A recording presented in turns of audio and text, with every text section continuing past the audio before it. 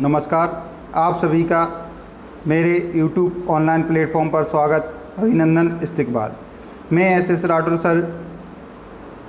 दोस्तों, अभी हाल ही में आपको पता है आज शाम 5:45 पर UPSSC से होने वाली पेट परीक्षा के एडमिट कार्ड वेबसाइट पर डाल दिए गए हैं। सभी लोग अपना अपना एडमिट कार्ड देख लेना। दोस्तों, हम लोगों को जिस घड़ी का इंतज़ार था वो आ गई है। अब आपको पता है 24 अगस्त आपका टारगेट है। आप सभी लोगों को लास्ट के जो भी 4 से 5 दिन बचे हैं, इसमें दिन और रात मेहनत करके अपना रिजल्ट अच्छा बनाना है। तो अब ज़्यादा वक्त लेते हुए ना, आज हमारा ST का जो 8वां ST है, इसको हम एक्सप्लेन करेंगे। चलिए देखते हैं क्वेश्चन नंबर फर्स्ट क्या कहता है। क्वेश्चन नंबर फर्स्ट है, इंग्लैंड के हाउस ऑफ कॉमन्स द्वारा भारत के किस गवर्नर जनरल पर महाभियोग चलाया गया था। देखिए, आपको पता है कि एक आपके थे महाभियोग किस पर चलाया गया था। आप लोग जल्दी जल्दी कमेंट्स करिए और आप अपना एनालिसिस करिए कितने क्वेश्चन सही निकलते हैं आपके। विशेषकर ध्यान देना, इनके कमेंट्स में मुझे भेजना कि इसके क्वेश्चन कितने सही निकले हैं। ठीक है, तो ध्यान रखना इस क्वेश्चन का पहले का आंसर क्या है। आप लोग जल्दी से कर लिया करो, आपको 5 से 10 सेकंड दिए जाते हैं। ठीक है, तो इसमें पहले का जो आंसर रहेगा आपका कि महाभियोग किस पर चलाया गया था, तो इंग्लैंड के हाउस ऑफ कॉमन्स ने जो है बारिंग हेगिस्टन पर क्या चलाया था, महाभियोग चलाया था। आंसर इसका ए रहेगा आपका, बारिंग हेगिस्टन। नेक्स्ट क्वेश्चन है, इच्छा सब कष्टों का कारण है, इसका प्रचार करने वाला धर्म कौन सा था। तो कौन सा था, आपको पता है कि धर्म कौन सा था, बौद्ध धर्म। ठीक है, इन्होंने क्या कहा था, इनके 4 आर्य सत्य बताए थे इन्होंने। एक दुख बताया था, एक दुख समुदाय बताया था, दूसरा दुख निरोध बताया था, और इसके बाद चौथा बताया था दुख निरोध गामिनी प्रतिपदा, और अष्टांगी मार्ग भी बताया था, है ना। तो ये सब बुद्धों से संबंधित है। नेक्स्ट है क्वेश्चन नंबर 3, वह प्रथा जिसके तहत किसान स्वयं भूमि का मालिक होता है और सरकार को भू राजस्व के भुगतान के लिए जिम्मेदार माना जाता है, जिसमें किसान जो होता है स्वयं भूमि का मालिक होता है। इस प्रकार की व्यवस्था को क्या बोलते हैं, रियतवाड़ी प्रथा। ठीक है, रियतवाड़ी व्यवस्था है, आपको पता है। जमींदारी व्यवस्था में जमींदार होता है जो सबसे क्या करता है, ज़मीन देता है सबको पट्टे पर, उससे वसूलता है, फिर सरकार को देता है। ठीक है, तो ये आपका रियतवाड़ी अर्थात बी आंसर, 3 का बी आंसर रहेगा। नेक्स्ट क्वेश्चन नंबर 4 है, निम्नलिखित नेताओं में से किसने भारत छोड़ो आंदोलन के दौरान जेल से फरार होकर भूमिगत गतिविधियों को संगठित किया था। जो आपको पता है भूमिगत आंदोलन किसने चलाया था, जो रहकर भूमिगत आंदोलन चलाया गया था वो जयप्रकाश नारायण जी ने चलाया था। किसने चलाया था, जयप्रकाश नारायण जी ने। तो आंसर आपका डी रहेगा, 4 का डी है। नेक्स्ट क्वेश्चन है 5वां, महात्मा गांधी ने 1930 में सविनय अवज्ञा आंदोलन का आरंभ कहाँ से किया था, स्थान है आरंभ कहाँ से किया था। तो आपको पता है 1930 में जो साबरमती आश्रम से क्या करते हैं, 78 सहयोगियों के साथ पैदल चलकर 24 दिन में लगभग 390 किलोमीटर जाते हैं। इसके बाद ये दांडी पहुँचते हैं, और दांडी पहुँचने के बाद वहीं पर नमक कानून तोड़ते हैं। तो यहाँ पर ये है, इसका आंसर क्या होगा, बी वाला होगा। ठीक है, आंसर बी है आपका, दांडी से। ठीक, सविनय अवज्ञा आंदोलन यहीं से प्रारंभ किया था और नमक कानून तोड़ा था। ठीक है, नेक्स्ट क्वेश्चन है, 1905 में बंगाल विभाजन किस वायसराय ने किया। तो आपको पता है 1905 में बंगाल विभाजन जो है लॉर्ड कर्जन जी करते हैं, और लॉर्ड कर्जन ने बंगाल विभाजन किया था। इसके बाद आपको पता है बाद में इसको 1911 ईस्वी में इसको रद्द कर दिया जाता है। ठीक है, इसको 1911 ईस्वी में निरस्त कर दिया जाता है, ठीक, बंगाल विभाजन को। नेक्स्ट क्वेश्चन नंबर 7, लंदन में इंडियन होम रूल सोसाइटी को प्रारंभ किया था। तो इंडियन होम रूल सोसाइटी जो थी 1905 में बनाई गई थी, और किनके द्वारा बनाई गई थी, तो ये बनाई गई थी श्यामजी कृष्ण वर्मा ने इसकी स्थापना की थी। किसने की थी, श्यामजी कृष्ण वर्मा। डी आंसर रहेगा, 7 का डी। नेक्स्ट है 8वां क्वेश्चन, शिल्पाधिकारम का लेखक था।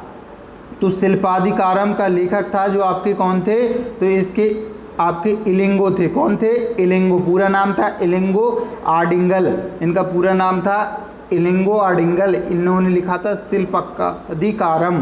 ठीक है, ये पुस्तक लिखी थी। नेक्स्ट है आपका, मूर देश का यात्री इब्न बतूता किसके शासनकाल में भारत आया था। तो आपको पता है मूर या मोरक्को बोल सकते हैं, मोरक्को देश का यात्री था इब्न बतूता, जो आपका इसने एक पुस्तक लिखी थी रहला, है ना, रहला नामक पुस्तक लिखी थी। और ये मोहम्मद बिन तुगलक था उस समय, MBT तभी ये आता है भारत में आता है। MBT के शासनकाल में। ठीक है, तो 9 का ये आंसर रहेगा। 10वां है मुमताज़ महल का असली नाम क्या था? तो मुमताज़ महल का असली नाम आप सबको पता है आरजुमंद बानो बेगम था। आरजुमंद बानो बेगम, और इनका पहला जो पति था ये अली कुली बेग था। ठीक है, ध्यान रखना, अली कुली बेग दूसरा आपके, फिर बाद में शाहजहां से शादी करते आरजुमंद बानो बेगम से। ठीक है, नेक्स्ट है आपका बांग्लादेश अपनी सीमा को किस भारतीय राज्य के साथ साझा नहीं करता? तो आप सबको पता है कौन सा राज्य नहीं करता है साझा है आपका, तो बांग्लादेश की सीमा जो है सर्वाधिक भारत से विदेशी राज्यों में सर्वाधिक लगी, विदेशी राष्ट्रों में ये आपकी भारत के 5 से राज्यों को करती है, त्रिपुरा, असम, मेघालय, मिजोरम और आपका पश्चिम बंगाल, इनको जोड़ती है, बल्कि आपके झारखंड को नहीं जोड़ती। आंसर सी रहेगा 11 का आंसर सी। नेक्स्ट क्वेश्चन है क्वेश्चन नंबर 12। क्वेश्चन आप लोग क्लास को शेयर करते जाइए साथ साथ में। ठीक है, क्लास शेयर करिए ताकि आपको पता है कि 4 दिन रह गए, 5 दिन, इसमें अधिक से अधिक लोग इससे जुड़ें और इसका लाभ उठाएं, और आप भी इसका लाभ उठाइए। नेक्स्ट है क्वेश्चन नंबर 12 है यूरोप के लोगों द्वारा श्रीलंका के किस पर्व का नाम बाइबल रॉक रखा गया? तो जो यूरोप के लोग थे उन्होंने बाइबल रॉक रखा है, किस पर्व को रखा है?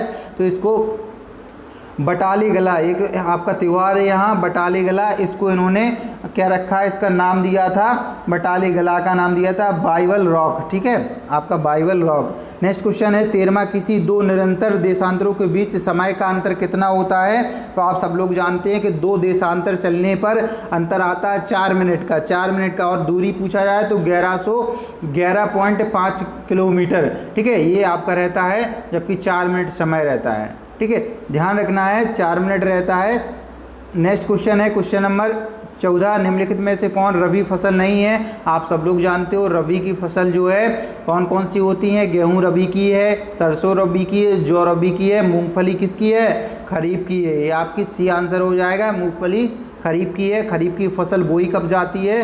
तो खरीफ की फसल जुलाई में बोई जाती है, और काटी कब जाती है? तो ये आपकी इसके बाद में कब काट ली जाती है? अक्टूबर नवंबर में काट ली जाती है। नेक्स्ट क्वेश्चन है पश्चिम बंगाल की सीमाएं कितने देशों को के साथ लगती हैं? तो पश्चिम बंगाल की सीमा 3 देशों के साथ लगती है।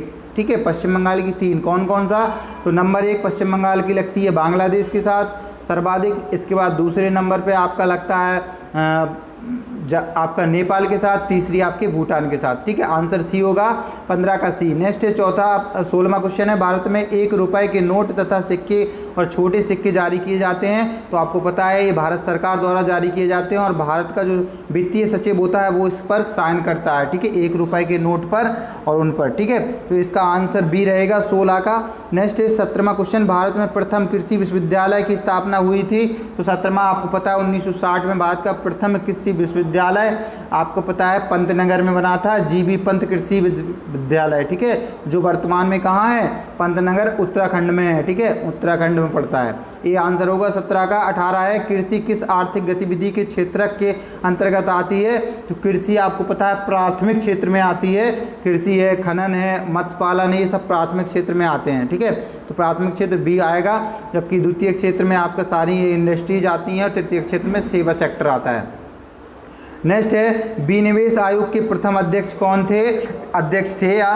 तो विनिवेश जो आयोग था अर्थात निवेश में कमी लाना विनिवेश कहलाती है, और इसके अध्यक्ष कौन थे ये पूछा गया। तो 1996 के लगभग थे जब इसका गठन किया गया। जीबी रामकृष्णन जो थे यहाँ के अध्यक्ष थे। कौन थे? जीबी रामकृष्णन जो अध्यक्ष थे। आंसर ए होगा, 19 का आंसर ए है। 20वां क्वेश्चन कहता है प्रधानमंत्री मुद्रा योजना लाख रुपए तक का मुद्रा ऋण प्रदान करता है। तो आपको पता है कि प्रधानमंत्री जो मुद्रा योजना है आपकी 8 अप्रैल 2015 में प्रारंभ की गई थी, और इसके तहत आपको पता है 3 प्रकार के ऋण दिए जाते हैं, जिसको शिशु ऋण में 50,000 बोलते हैं, और किशोर ऋण 5 लाख तक का दिया जाता है, और जबकि आपका यानी कि इससे ज़्यादा जो होता है तरुण ऋण वो 10 लाख। तो अधिकतम कितना होता है? 10 लाख। तो आंसर आपका ए वाला होगा, 20 का ए। ठीक है, नेक्स्ट है आपका संविधान का मसौदा तैयार करने वाली समिति जिसको बोलते थे ड्राफ्टिंग कमेटी। ठीक है, तो ड्राफ्टिंग कमेटी है उसके जो अध्यक्ष पूछे गए हैं, ड्राफ्टिंग कमेटी के अध्यक्ष कौन थे? ठीक है, तो इसके अध्यक्ष थे BR दास। कौन थे? BR अम्बेडकर, भीमराव अम्बेडकर जी थे, अर्थात आंसर डी होगा। ठीक है, नेक्स्ट क्वेश्चन है 22वां किसकी अनुशंसा पर भारतीय संविधान के में मूल कर्तव्यों को जोड़ा गया? आपको पता है बाद में आपका 1976 में सरदार स्वर्ण सिंह समिति की सिफारिश पर मूल कर्तव्यों को जोड़ा जाता है। 1900 कब जोड़ा जाता है? 1976 में, 1976 में जोड़ा जाता है, ध्यान रखना। और आंसर इसका बी होगा, 22 का आंसर बी। नेक्स्ट क्वेश्चन है, क्वेश्चन नंबर 23 है, राज्यसभा का अध्यक्ष होता है, तो आप सब लोग जानते हो राज्यसभा का अध्यक्ष होता है उपराष्ट्रपति होता है, इसका कार्यकाल 6 वर्ष का होता है। ठीक है, आंसर बी होगा। ठीक है, बी होगा। और ये अनुच्छेद 89 ए में कहा गया है। ठीक है, नेक्स्ट है, निम्नलिखित में से किस में विधानसभा नहीं हुए हैं? तो आपको पता है कि आपके गोवा में तो राज्य तो विधानसभा है, इसके बाद दिल्ली तथा पांडिचेरी 2 ऐसे केंद्रशासित प्रदेश हैं जहां पर विधानसभा हैं। और हाल ही में आपको पता है जम्मू कश्मीर और लद्दाख बन रहा है, उसमें भी विधानसभा का प्रावधान किया जा रहा है। ठीक है, तो इसमें आंसर जो आपका है जहाँ नहीं है विधानसभा वो है लक्षद्वीप। ठीक है, लक्षद्वीप, आंसर डी होगा, 24 का आंसर डी।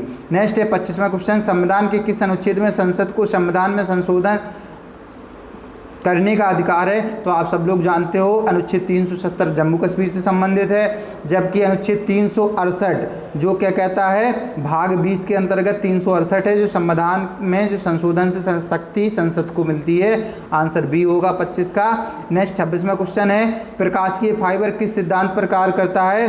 तो आप सब लोग जानते हो जो आपका तंतु होता है, प्रकाशीय तंतु होता है, फाइबर होता है जो आपका, वो किस पर, पूर्ण आंतरिक टोटल इंटरनल रिफ्लेक्शन पर काम करता है। आंसर डी होगा। ठीक है, 26 का आंसर डी। 27 में कह रहा है विद्युत बल्ब का फिलामेंट किससे बना होता है?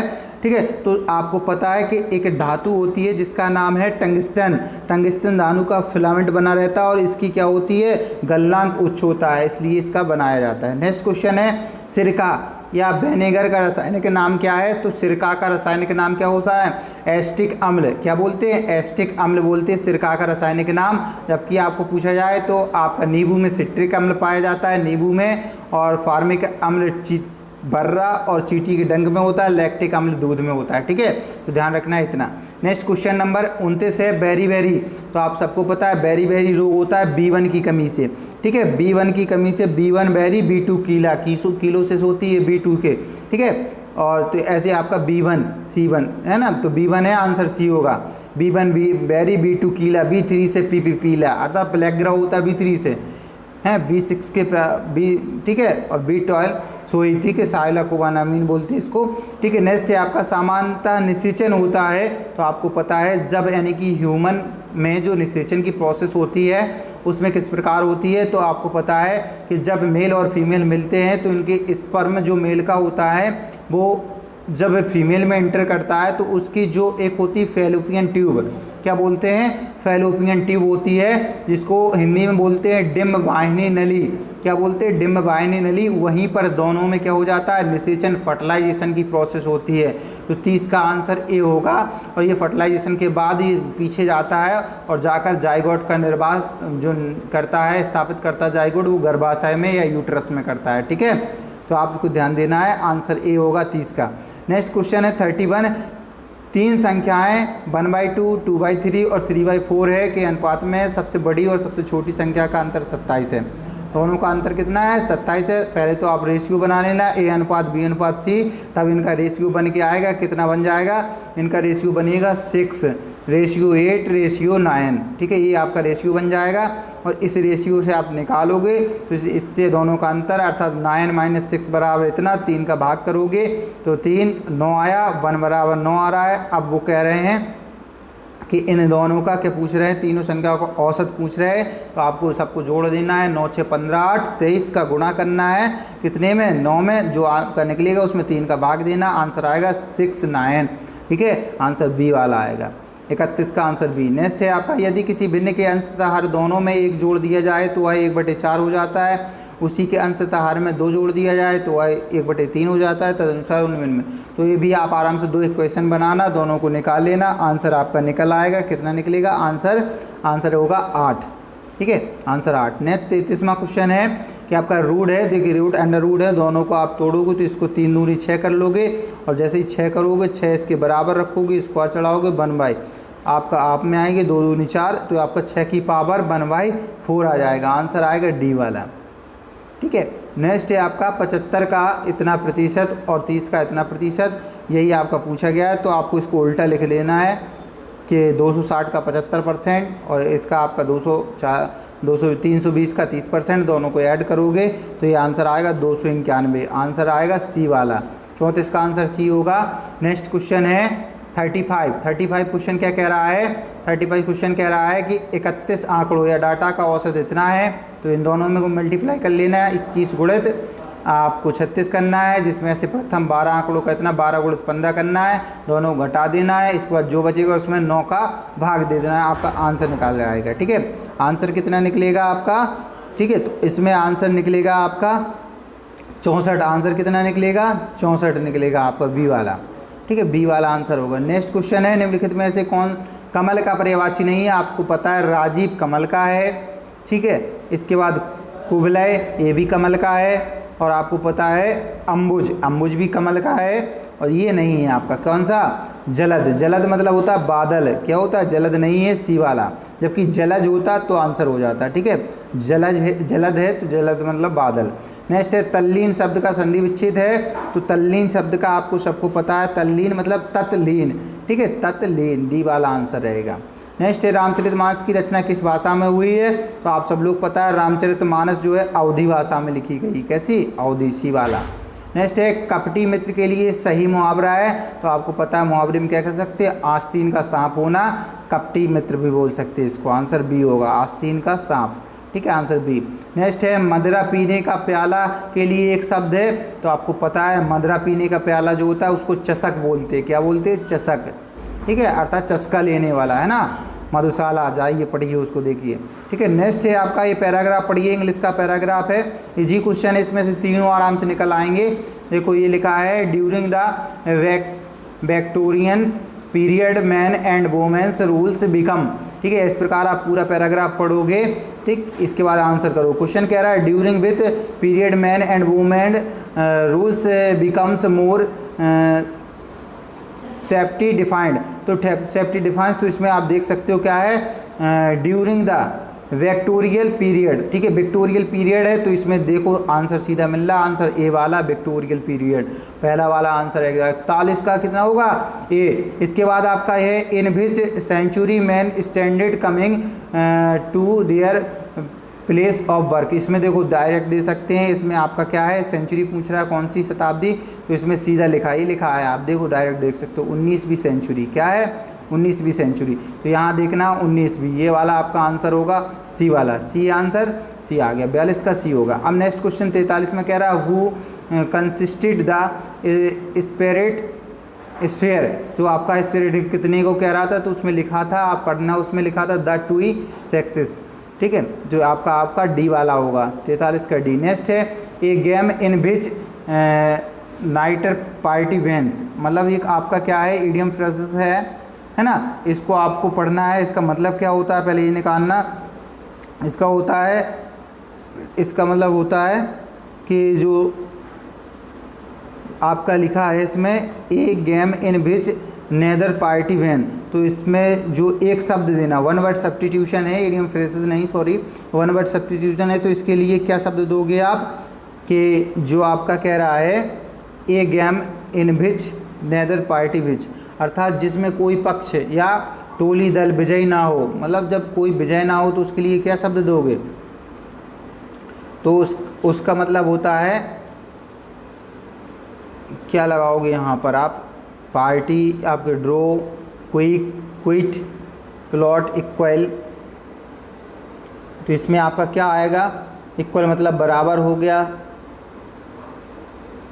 अनिर्णित, मतलब अनिर्णित को क्या बोलोगे? ड्रॉ। ठीक है, अर्थात ड्रा कर दिया गया। क्या है? A game in which neither party which, जब कोई जीता नहीं तो क्या होगा? ड्रा हो जाएगा। आंसर ए हो जाएगा 44 का। नेक्स्ट है आपका, इसमें देखना कि आपको करेक्ट जो होगा स्पेलिंग देखना है। तो आपको पता है जो स्पेलिंग होगी करेक्ट देखना, या तो 3 करेक्ट मिलेंगी या 3 अनकरेक्ट मिलेगी। ठीक है, तो उनको आपको देखना है। इसमें एरर क्या है, एरर देखना है इसमें आपको।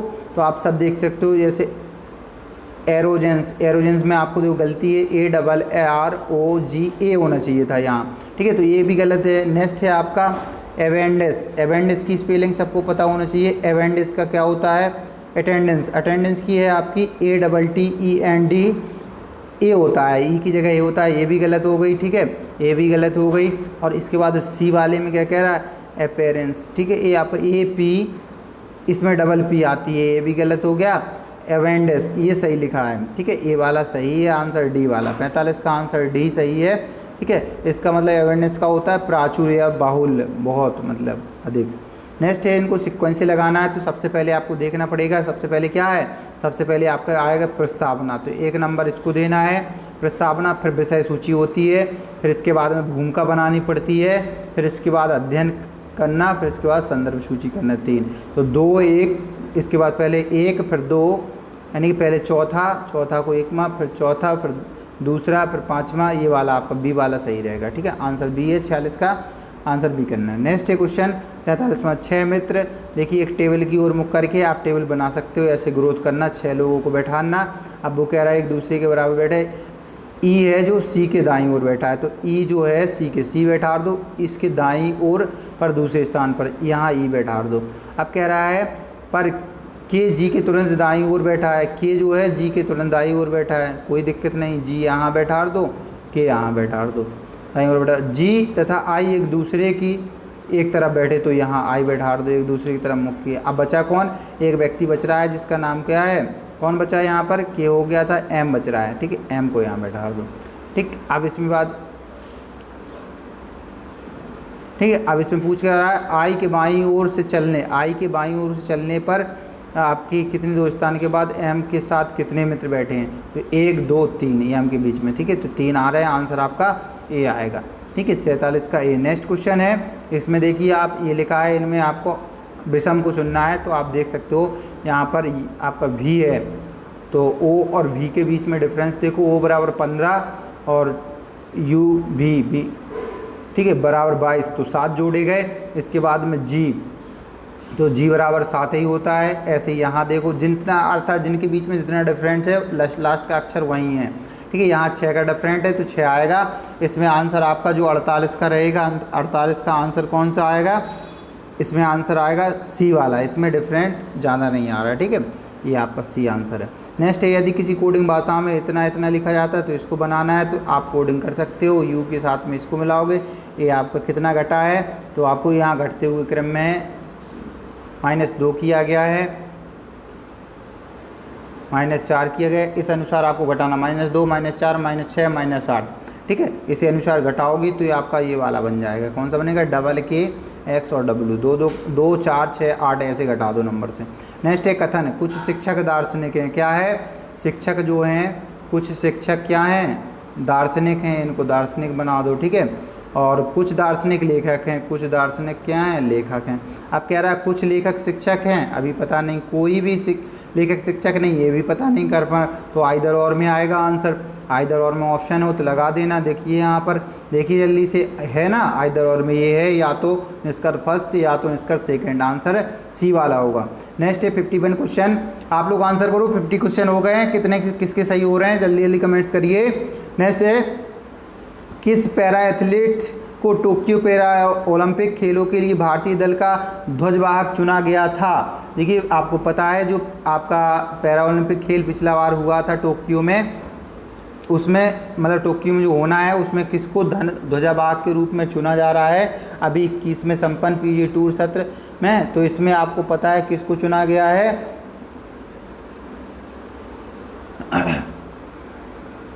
ठीक, इसमें आपको पता होना चाहिए कि इसका जो है इस बार ध्वजारोहण का जो जिम्मा है किसको मिला है, तो मरियप्पन थानावेलु को मिला है, ठीक है, मरियप्पन थानावेलु है जी आपके पैरा ओलंपिक में ध्वज आपका लहराएंगे। और जी आपको पता है अभी से ही स्टार्ट होना है, कब, अगस्त ही में स्टार्ट होना है, आपको पता है 24 तारीख से स्टार्ट हो जाए, जिस दिन आपकी परीक्षा है उसी दिन से पैरा ओलंपिक स्टार्ट होगा, 24 अगस्त से 5 सितंबर तक चलेगा, आंसर ए वाला रहेगा, ठीक है। नेक्स्ट है, किस राज्य में विश्व का पहला आनुवांशिक रूप से संशोधित रबड़ प्लांट लगाया गया, तो आपको पता है अभी हाल ही में 2021 में रबड़ प्लांट लगाया गया था, और कहाँ है, तो ये आपकी हाल ही में अनुसंधान तो होकर के जो रबड़ प्लांट बनाया गया है ये आपका अभी हाल ही में कहाँ, तमिलनाडु में खोला गया, तमिलनाडु, केरल, असम, ठीक है, तो इसका आंसर जो रहेगा आपका रबड़ प्लांट का इसमें असम में बनाया गया, ठीक है, प्रयोगशाला जो है असम में, ठीक है, असम में, आंसर बी होगा। नेक्स्ट है जून 2021 में किस राज्य में मुख्यमंत्री युवा उद्यमी योजना शुरू की गई। ठीक है, उद्यमी योजना जो है आपकी किस राज्य में बनाई गई है ये पूछा जा रहा है। तो ये आपको पता है बिहार राज्य में अभी हाल ही में चुनाव के बाद ये घोषणा करी गई थी और उन्हीं के लिए बनाए गए हैं। ठीक है, नेक्स्ट है क्वेश्चन नंबर 54, जून 2021 में कौन सा गांव कोविड-19 के विरुद्ध 100% वयस्क आबादी का टीकाकरण करने वाला देश का। देखिए जो 18 साल की उम्र के बाद के लोग थे उसमें 100% जो हो गया, क्या हो गया, टीका हो गया। ठीक है, तो वो आपके किस गांव में है ये पूछा जा रहा है। तो आपको पता है जम्मू कश्मीर का एक गांव था जिसका नाम था बियान, हाल ही में चर्चा में रहा। बियान को 100% वयस्क आबादी का टीकाकरण कर दिया गया जम्मू कश्मीर के। ठीक है, आंसर बी हो गया। नेक्स्ट है मई 2021 में संपन्न गोल्फ प्रतियोगिता PGA चैंपियनशिप 2021 का खिताब किसने जीता। तो इसका 21 का जो खिताब है तो ये किसने जीता है, तो आप सब लोग जानते हो अमेरिका के जो हैं, अमेरिका के ही एक लोग थे जो आपके नाम इनका फिल मैकेल्सन, इन्होंने ही जीता है। ठीक है, फिल मैकेल्सन। नेक्स्ट है क्वेश्चन नंबर 56, मई 2021 में किस भारतीय को ग्रीन ऑस्कर किसके नाम से प्रसिद्ध व्हिटले पुरस्कार प्रदान करने की घोषणा की गई है। तो व्हिटले पुरस्कार आपको पता है कि जो पर्यावरणविद हैं उन्हीं को मिलता है और ये इस बार मिला है जो आपके न्यूक्लियोफोम, किसको मिला है, न्यूक्लियोफोम को मिला है। ठीक है, और ये हैं कहाँ के, तो ये आपके नागालैंड के हैं न्यूक्लियोफोम, इनको दिया गया है। ठीक है, पुरस्कार ये। नेक्स्ट है आपका अक्टूबर 2021 में दूसरा संयुक्त राष्ट्र वैश्विक सतत परिवहन सम्मेलन कहाँ आयोजित किया गया। तो दूसरा सशक्त वैश्वीकरण परिवहन सम्मेलन अभी हाल ही में हुआ है अक्टूबर में, और वो कहाँ पर यानी कि होना है, सतत सम्मेलन कहाँ आयोजित किया जाएगा, अक्टूबर में होना है। तो ध्यान रखना अक्टूबर में होना है, तो ये कहाँ पर होना है, तो ये आपकी बीजिंग चीन में होगा। कहाँ पर, बीजिंग चीन में होना, आंसर डी। नेक्स्ट क्वेश्चन है 58, जून 2021 में ICICI बैंक ने सीमा पार के आवक प्रेरणक के लिए तत्वाधान प्रदान करने हेतु किसके साथ समझौता किया है। तो अभी हाल ही में पता है आपका जो ICICI है, ठीक है, इंडस्ट्रियल कॉरपोरेशन करके है, ठीक है, जो आपकी है ICICI, इनने किसके साथ में समझौता किया है, आपको पता है कि इसने किसके साथ किया है, तो शिफ्ट के साथ में किया है। किसके साथ, शिफ्ट के साथ, शिफ्ट होके किया है, समझौता किया है इसने। ठीक है, नेक्स्ट है आपका भारत की पहली विदेशी 9MS मशीन पिस्टल का क्या नाम रखा गया है। जो भारत की अभी हाल ही में 9MS मशीन आई है उसका नाम क्या रखा गया है, तो उसका नाम अभी हाल ही में रखा है अस्मी। क्या रखा गया है, अस्मी, अस्मी इसका नाम रखा गया। नेक्स्ट है उत्तर प्रदेश के किस जिले में मेगा लेदर पार्क की स्थापना की जा रही है। तो अभी पता है आपको कि जो मेगा लेदर पार्क है उसकी घोषणा कर दी गई थी कानपुर में। ठीक है, कानपुर इसका आंसर रहेगा, कानपुर में इसकी घोषणा हुई थी हाल ही में। नेक्स्ट क्वेश्चन है क्वेश्चन नंबर 61, निम्नलिखित में से कौन सा त्यौहार उड़ीसा में मनाया जाता है। तो आप सबको पता है उड़ीसा में जो आपका त्यौहार है वो कहाँ पर, उड़ीसा में जो मनाया जाता है कौन सा है, तो उड़ीसा में ये पूछा गया है निम्नलिखित में कौन सा त्यौहार उड़ीसा में मनाया जाता है। ठीक है, उड़ीसा में कौन सा त्यौहार, तो बोनालू, तो ये तो आपका तेलंगाना में मनाया जाता है। ठीक है, ये आपका तेलंगाना में बोनालू मनाया जाता है। ठीक है, छप्पल मेला ये आपका पंजाब में मनाया जाता है बाली तुरुसिया ये आपका उड़ीसा में, यही है आपका आंसर सी होगा, उड़ीसा का पूछा है। जबकि हर्नबल जो आपका है, हर्नबल बहुत प्रसिद्ध रहता है, ये आपका नागालैंड का है। ठीक है, हर्नबल उत्सव। ठीक, आंसर इसका सी होगा 61 का। 62 है एन एरा ऑफ डार्कनेस नामक पुस्तक किसने लिखी। तो सबको पता है शशि थरूर जी ने क्या लिखी, ये बुक लिखी है एन एरा ऑफ डार्कनेस। ध्यान रखना ये वेरी इंपॉर्टेंट है, पुस्तक पूछी जाएगी, शशि थरूर की है। नेक्स्ट है आपकी कलकत्ता में भारतीय सांख्यिकी संस्थान की स्थापना किसने की थी। कलकत्ता में जो थी आपकी ISI की स्थापना किसने की थी। तो कलकत्ता में 1971 में जो स्थापना की थी प्रशांत चंद्र महानवलविश। ठीक है, इन्हीं को ही सांख्यिकी दिवस इन्हीं के जन्म पर मनाया जाता है। ठीक है, आंसर डी होगा। ठीक, आंसर डी। नेक्स्ट हो गया निम्नलिखित में ऐसे सूची को मिलाना है। तो आपको पता है केंद्रीय भवन निर्माण अनुसंधान केंद्र, अच्छा कौन सा नहीं मिल रहा है, गलत मिला है।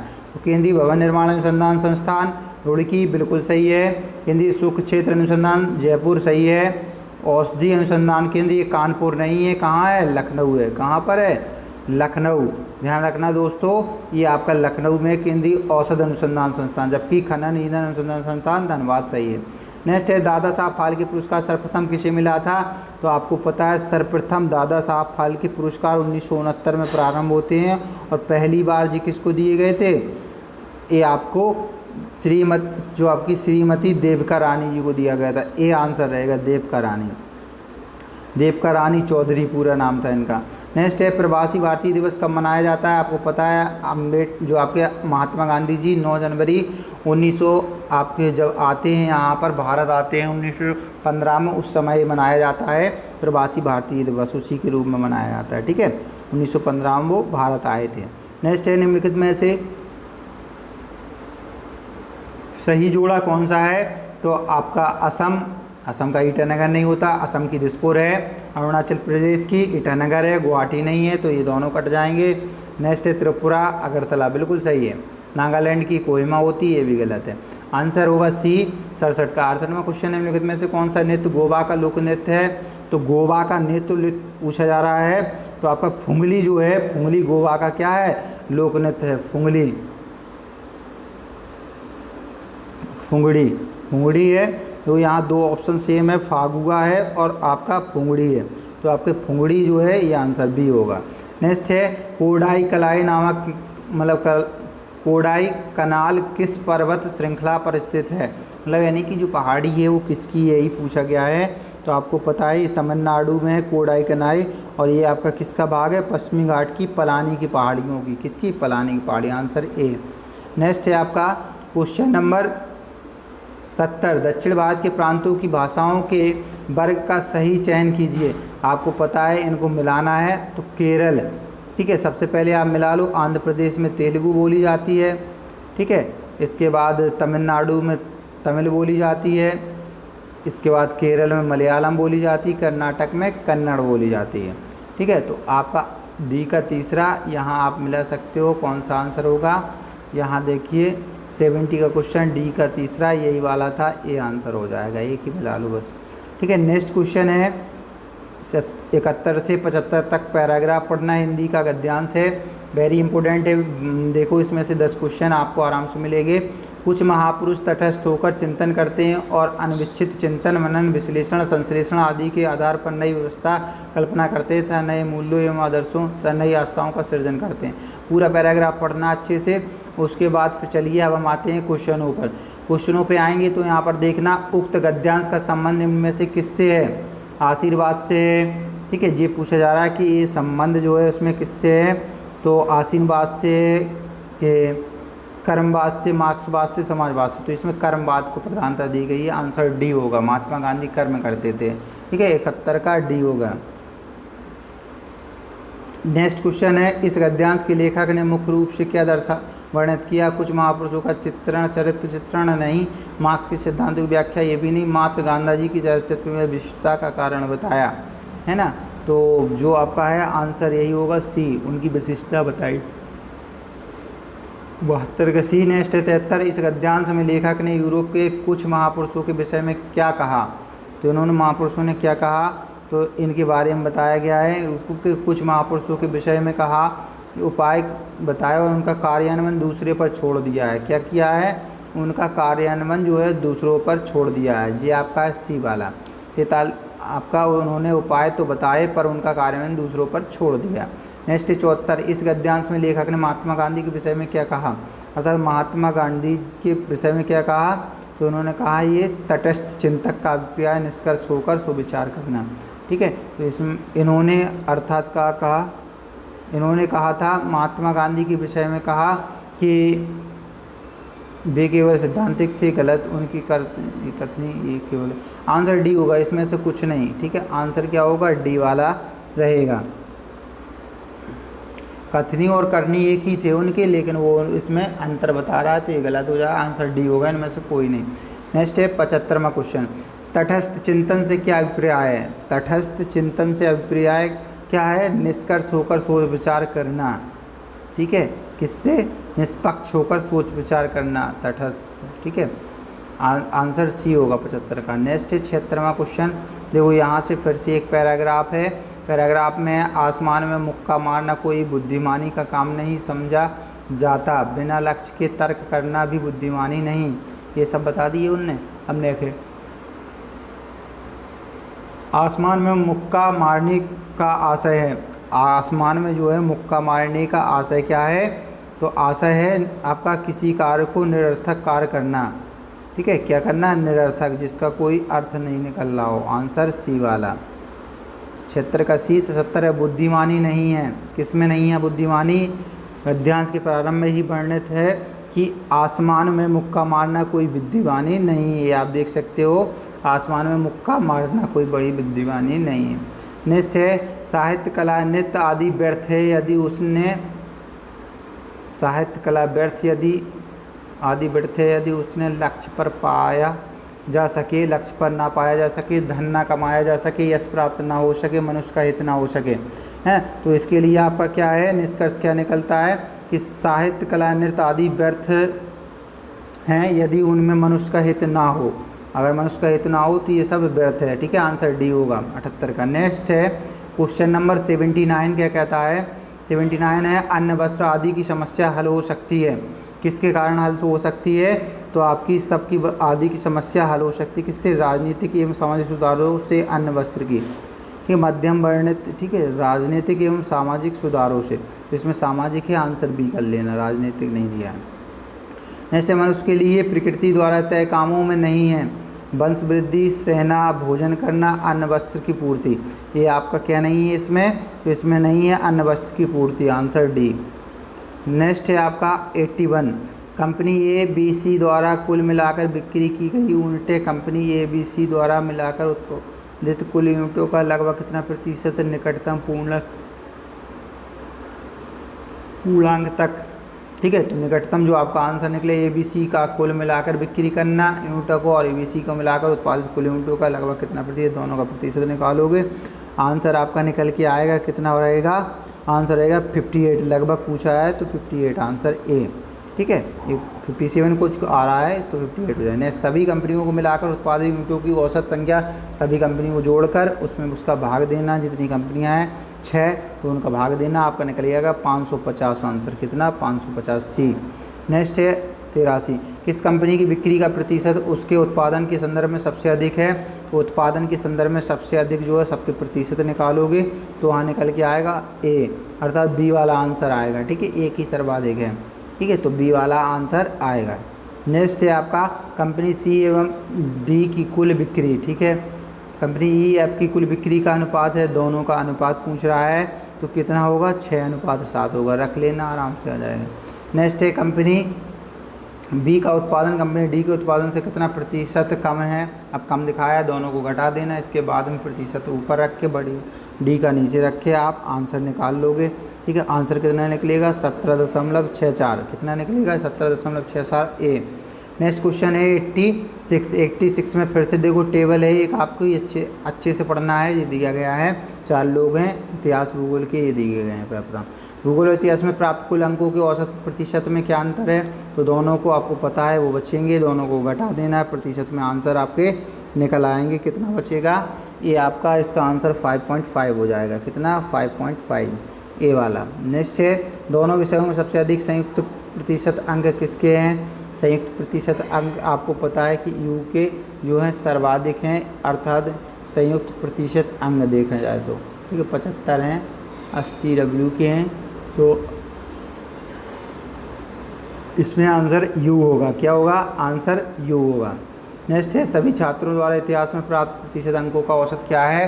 तो आपको पता है सबका औसत निकालना, तो इतिहास के सबका जोड़ के उसमें भाग देना है। ठीक है, आंसर आपका निकल आएगा 88 का। 4 का भाग दोगे कितना? 72.5, कुछ ऐसे, सी वाला। नेक्स्ट है आपका छात्र यू एवं भी के आकार पर औसतन विरूह, छात्र यू एवं भी के इतिहास का औसत प्रत्यान जो है उसमें पूछा जा रहा है, तो अंक छात्र बी एक्स के, तो इसका आंसर होगा, आंसर कितना बनेगा इसका? 3.5, आंसर ए वाला।